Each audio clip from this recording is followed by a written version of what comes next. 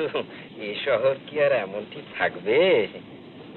এর উপর দিয়ে কত ঝড় বইবে, কত আসবে, কত যাবে।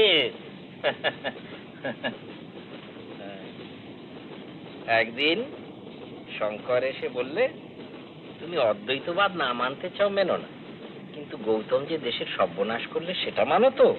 এর একটা বিহিত করা উচিত নয় কি? আমি বললুম, করো বিহিত, করো, তাতে যদি শান্তি পাও তো করো, কিন্তু এটা মনে রেখো, তোমার কাজ পণ্ড করারও লোক আসবে, দেশে ধর্ম নিয়ে ফুটবল খেলা হবে, সেটা জেনে রেখো। ছোকরার মধ্যে জিনিস ছিল, কিন্তু আয়ুর্বিজ্ঞানটা রপ্ত হয়নি তো, তাই ৩২ বছর বয়সেই